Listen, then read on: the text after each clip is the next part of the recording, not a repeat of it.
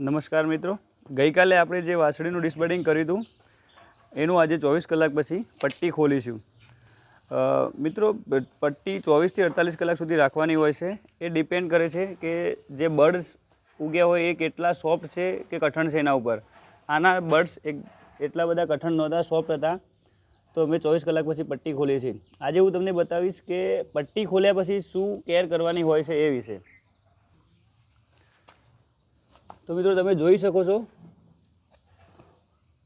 ડિસબર્ડિંગ થઈ ગયું છે સરસ એવું. હવે એના ઉપર સૌથી પહેલાં પોવીડોનથી ડ્રેસિંગ કરીશું.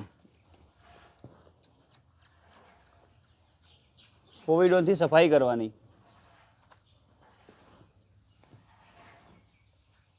આ પોવીડોન છે.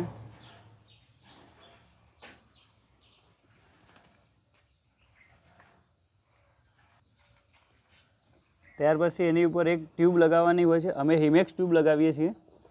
આ ટ્યુબ લગાવો એટલે માખી મચ્છર બેસતા નથી. અને આ રીતે 3-4 દિવસ સુધી પ્રોપર ડ્રેસિંગ કરો એટલે આપણું આ ડિસબર્ડિંગનું કામ પૂરું થઈ જાય છે. અને પછી વાસળીઓને શિંગડા મોટા થતા નથી. તો મિત્રો, આ એક ઓછી તકલીફવાળી અને સરળ પદ્ધતિ છે. હવે આ પદ્ધતિ કેમ વાપરવી જોઈએ મિત્રો? તો આ પદ્ધતિ વાપરવાથી વાસળાઓનો ગ્રોથ ડિસબર્ડિંગ વખતે અટકતો નથી.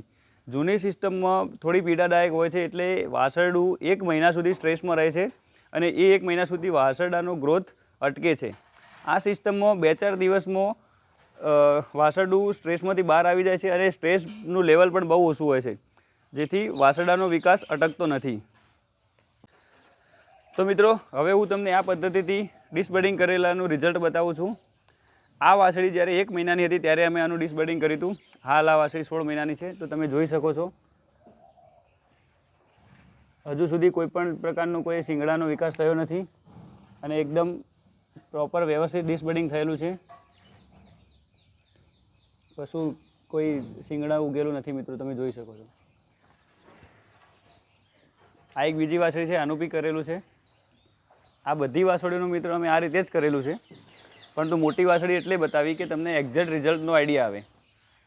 તો મિત્રો, તમે આ રીતે ડિસબર્ડિંગ કરશો તો પ્રોપર થઈ જશે. કાપ વધારે સ્ટ્રેસમાં નહીં જાય અને સારું એવું ઇફેક્ટિવ રિઝલ્ટ મળશે. આવા જ વિડીયો માટે મિત્રો અમારી ચેનલને સબસ્ક્રાઈબ કરો, લાઈક કરો, શેર કરો. Thank you.